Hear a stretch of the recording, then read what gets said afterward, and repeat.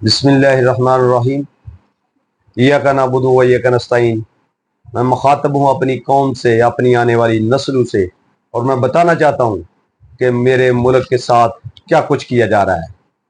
سب سے بڑی بات، وہ پہلے جو لندن پلان کا حصہ تھا، جس کے تحت قاضی فائز عیسیٰ کو ایکسٹینشن ملنی تھی، جس کے تحت آرمی چیف عاصم منیر کو ایکسٹینشن ملنی تھی، اسی کے تحت جو سینئر ترین سپریم کورٹ کے ججز تھے، اعجاز الحسن اور مظاہر علی اکبر نقوی صاحب، ان کو فرق کیا گیا۔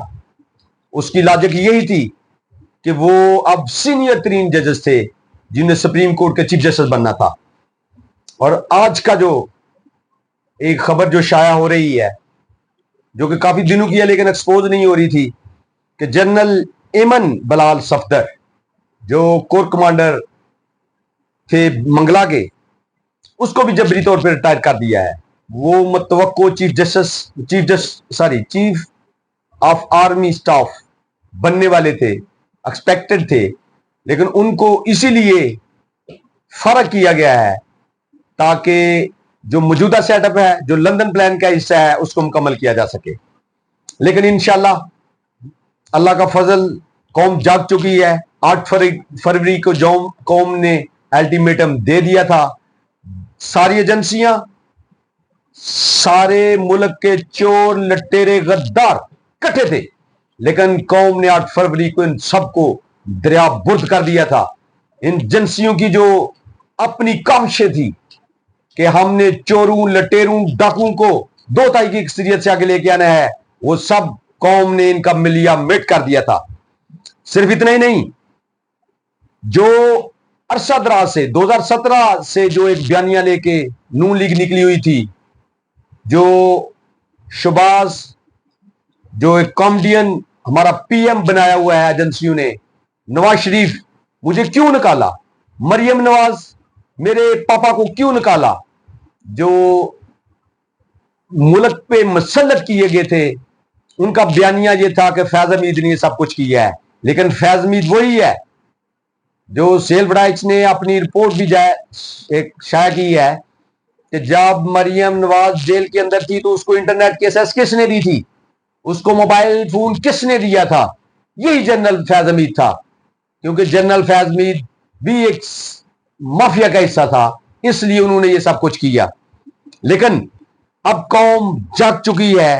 جاگنے کی وجہ سے جو سارا میٹر 8 فروری کو قوم نے دیکھ لیا ہے، ایجنسیوں نے دیکھ لیا ہے، اور اب یہ رپورٹ اس کے بعد جو فہد شہباز پبلک نیوز کے اینکر ہیں، انہوں نے بھی یہ شائع کی ہے کہ مریم نواز کو مریم نانی جو پی ایم پنجاب مسلط کی ہوئی ہے، ٹک ٹاک گروپ کی جو سرگنا ہے، جو ٹک ٹاک گروپ ایک ہیلی کاپٹر دے کر ایجنسیوں نے ہمارے اوپر مسلط کیا ہوا ہے، ان کو ساری ایسیس، وہ میڈیا کی تھی، وہ انٹرنیٹ کی تھی، وہ موبائل فون کی تھی، وہ ساری ایجنسیوں نے یہ اپروچ دی تھی۔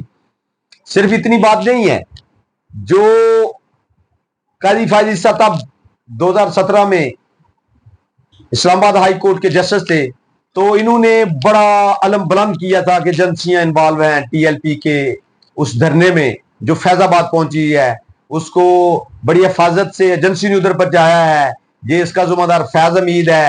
بڑا انہوں نے ایک فیصلہ دیا تھا، جبکہ وہ خود ایجنسیوں کا پٹھو ہے۔ قوم نے دیکھ لیا ہے، جب اس نے دیدہ درستہ طور پر ملک سے جمہوریت کو دفن کرنے کے لیے فیصلے صادر کیے، پی ٹی آئی کو دیوار سے لگایا، پی ٹی آئی کا نشان چھین لیا، تو اس نے نہ صرف نشان چھینا بلکہ پی ٹی آئی کے لوگ اپنا جلسہ جلوس نہیں کر سکتے تھے۔ پولیس روز لوگوں کو گرفتار کر رہی تھی، دن رات چھاپے پڑ رہے تھے، لیکن قاضی فائز عیسیٰ جو ایک dummy chief justice of Pakistan بنا ہوا ہے، جس نے عدلیہ کے وقار کا بڑا غرق کر دیا ہے، یہ کیونکہ ان کے ساتھ ملوث تھا، ایجنسیوں کے ساتھ ملوث تھا، چور لٹیروں کے ساتھ ملوث تھا۔ دیکھیں، جو بندہ اسمبلی میں بیٹھ کے دنیا کے 10% صدر زرداری کے ساتھ اس کی باتوں کو ایسے سنتا ہے جیسے کوئی حدیث سن رہا ہے، शहबाज कॉमेडियन जो 1100 अरब पाकिस्तान का हड़प कर गया है, उसकी बातें ऐसे सुन रहा था जैसे हदीस सुन रहा है। तो अब इसने अपने वो फ्लैट जो बरोने मुल्क थे, अपनी बीवी और बच्चों को फ्लैट बचाने के लिए ये एक ढोंग रचा रखा है कि मैं अब साबित करूंगा 2017 में जनसिया मुलवस थी। लेकिन आप सबके सामने जो कमीशन बना है, इस कमीशन में देखें शहबाज शरीफ, शाद खान अब्बासी, इस एहसन इकबाल, मियां आसफ, ये सारे कमीशन का हिस्सा हैं, जिन्होंने ये बयान दे दिया है कि काजी फायज ईसा को ये साबित कर दिया है कि उस वक्त किसी एजेंसी की इन्वॉल्वमेंट नहीं थी। वो जो कमीशन में इन्होंने अपनी रिपोर्ट दी है, वो सारा बयानिया दफन हो गया है कि मुझे क्यों निकाला है, मुझे फैज हमीद ने निकाला है, मुझे कमर जवेद वाजपेयी ने निकाला है। नहीं, बल्कि ये जाती मफाद के लिए निकाले गए थे।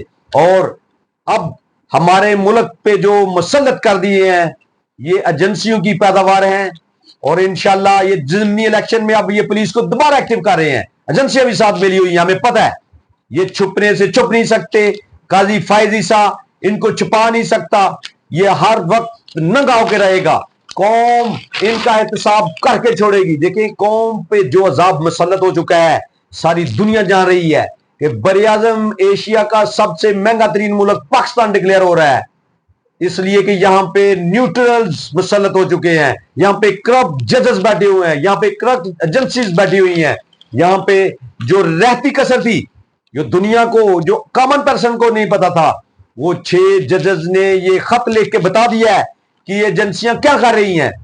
ये बुशरा बीबी के वॉशरूम में, आज की अखबार चेक करें, वॉशरूम में इन्होंने वो स्पेसिफिक कैमरे नस्ब किए हुए हैं, वो नहीं कर रहे हैं। जितने जजेस थे उनके कमरों में, उनके बेडरूम में, उनके वॉशरूम में इन्होंने कैमरे नस्ब किए हुए हैं।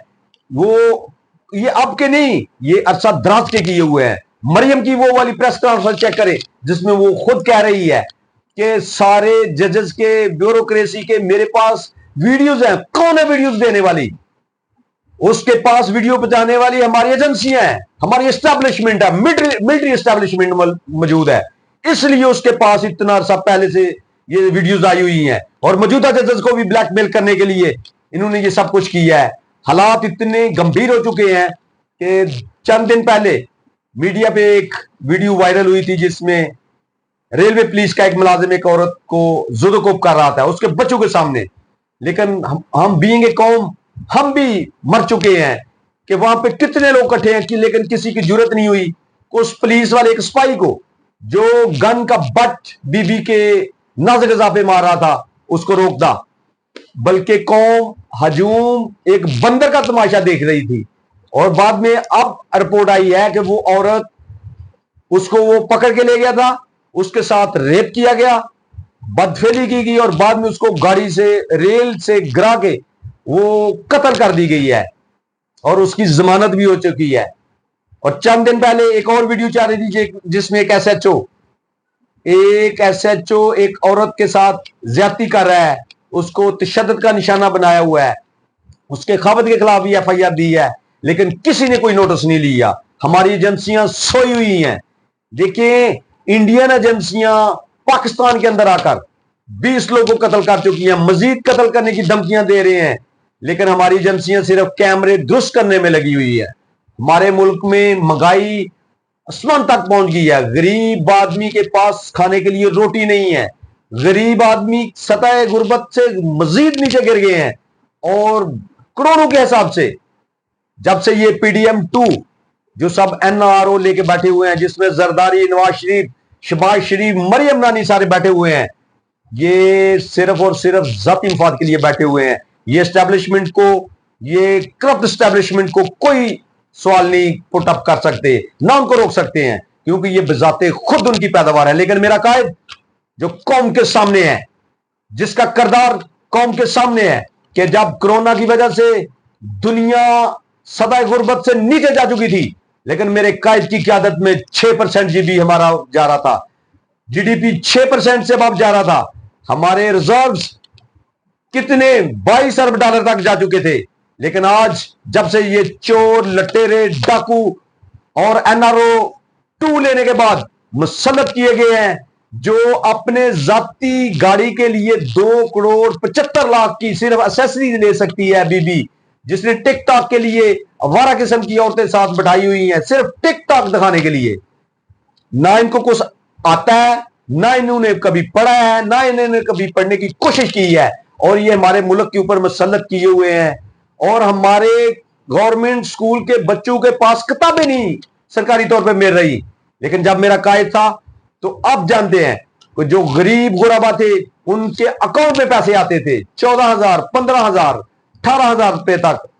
کرونا کے دنوں میں جب معاشیت کا بیڑا غرق ہو چکا تھا، لیکن میرے قائد نے اس وقت بھی قوم کا سوچا تھا، اور ہمارے قائد کے دور میں جب انڈیا والوں نے اپنے ادھر طیارے بھیجے تھے تو میرے قائد نے ایک اشارہ کیا تھا کہ فائر، جس کے نتیجے میں 2 ان کے جو طیارے تھے وہ گرا لیے تھے۔ لیکن اب آپ سوچیں 20 لوگ پاکستان کے اندر انڈین راجنسی آگے مار رہی ہے اور کسی کی جرت نہیں کہ کوئی بیان بھی دے سکے، کیونکہ یہ سارے چور لٹیرے اور ذاتی مفاد کے لیے بیٹھے ہوئے ہیں، اس کے علاوہ ان کا کوئی مقصد نہیں ہے۔